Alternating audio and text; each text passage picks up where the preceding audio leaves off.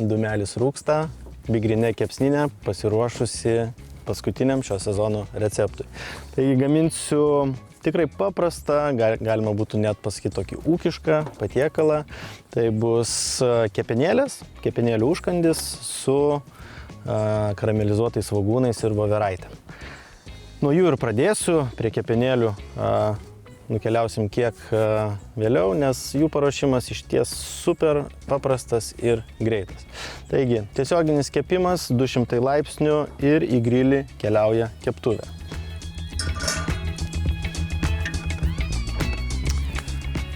Kol keptuvė įkais, susipjaustysiu 3 svogūnus. Tokiais stambesniais šiaudeliais, kad kepant jie nepavirstų į košę.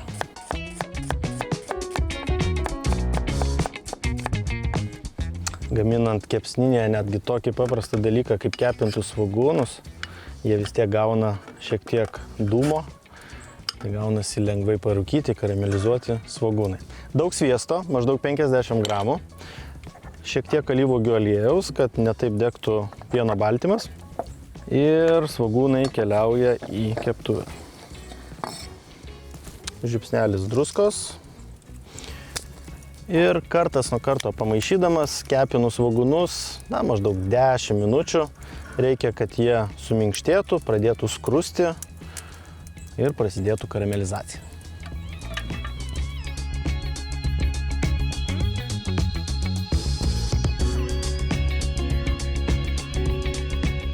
Svogūnai kepa, liko visai nedaug, susismulkinsiu dabar česnako. Česnako kiekis priklauso nuo to, kaip mėgstate česnaką. 3 skiltelės yra tas universalus kiekis, kurio tikrai pakaks, ir pusę šakelės rozmarino. Viską susmulkinu ir dedam į keptuvę su svogūnais.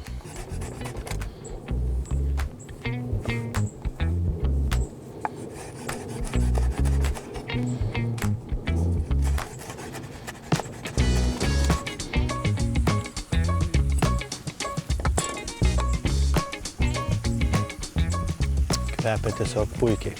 Subalansuoti skoniams įpilsiu porą šaukštų balzaminio acto, taigi jisai suteiks šiek tiek saldumo ir šiek tiek rūgštelės.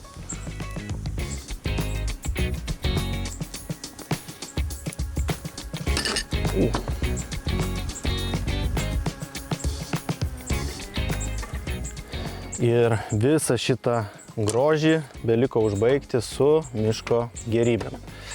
Šie metai galbūt nebuvo patys geriausi grybų derliumi, tačiau kažkiek jų buvo. Ir vis tiek norisi nors truputėlį jų paragauti. Voveraičių niekada neplaunu, dėl to, kad įdėjus į keptuvę jos paleidžia vandenį. Ir tada jos nebekepa, o troškinasi. Tad reikėtų tiesiog kuo švariau nuvalyti ir jų netgi nepjaustau. Didelės voveraitės štai taip perplėšiu į kelias dalis ir viskas.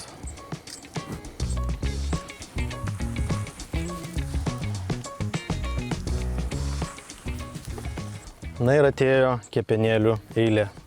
Žinau, kad turbūt ne kiekvienas mėgsta šį produktą, tačiau jį reikėtų būtinai įtraukti į savo mitybos racioną, bent jau retkarčiais, dėl to, kad kepenėlės yra labai svarbus geležies šaltinis mūsų organizmui. Daugam nepatinka galbūt, kad jos būna kartesnės, galbūt turi tokį, kaip sako, geležies skonį. Todėl labai rekomenduoju išbandyti veršienos kepenėlės. Jos yra ypatingai švelnios. Jeigu dar norisi kažkam, kad būtų išvis švelnios, galima būtų pamirkyti maždaug pusvalandį, 45 minutės jas piene, ištraukia šiek tiek kartumo, tačiau jos kvepia netgi kaip skani mėsytė. O šiuo atveju kažko labai ypatingo su jom daryti tikrai nereikia. Aš kepsiu tarsi kokį steikiuką. Tiesiog atsipjaunu šiek tiek storesnėm tokiom riekelėm, kepsniukais. Truputėlis druskos. Šviežiai maltų pipirų.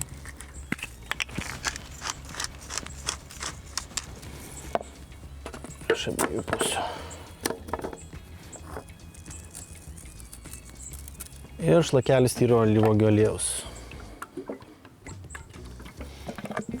Geram produktui tikrai nereikia daug kažkokių įmantrių prieskonių.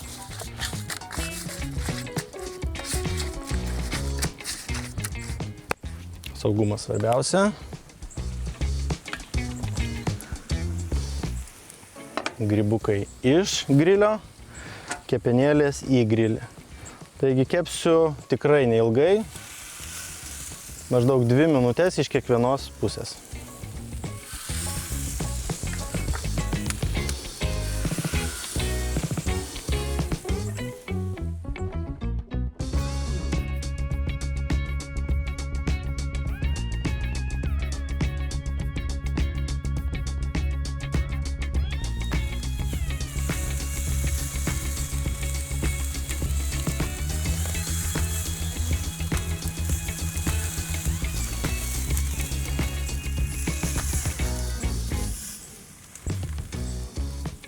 Puikiai.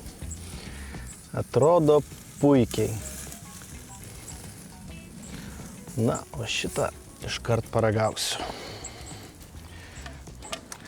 Mano pasiūlymas patiekiant kepenėlės būtų labai paprastas.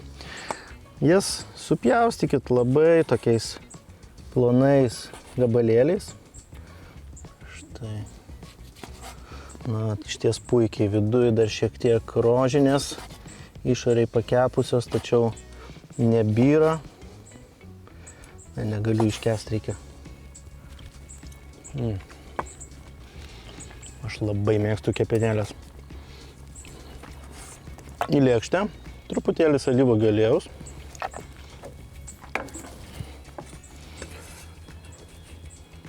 Kepenėlės, tarsi karpačio. Ir svogūnai su grybukais.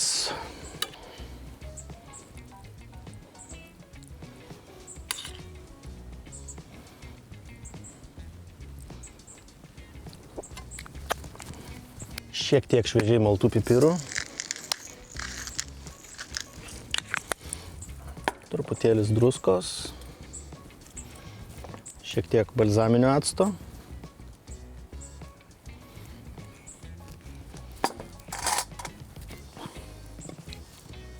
Tobulas užkandis.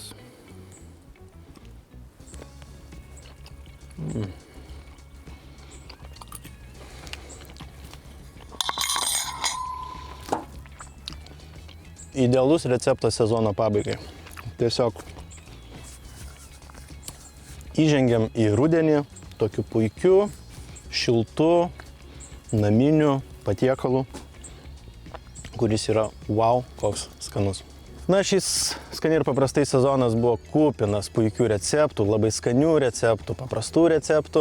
Na, jeigu jums taip neatrodo, pabandykite pagaminti ir įsitikinti, kad išties viskas yra paprasčiau nei atrodo. Norėčiau labai padėkoti mano rėmėjams NEF už nuostabią buitinę techniką, Kėdainių konservams už puikius padažus, na, o Bigrinek, na, jūs patys matot, su šita kepsnine galima daryti tiesiog stebuklus. Kaip visuomet rekomenduoju, užsukite į kepsninės.lt ir ten sužinosite daug gerų dalykų bei daug puikių receptų. Na, o labiausiai norėčiau padėkoti žinoma savo komandai, be kurios nebūtų ir šitos laidos. Na, mes kaip visuomet surengėm savo sezono pabaigos vakarienę, o su jumis pasimatysime kitame sezone. Ate! Patiekaliukas, tai wow.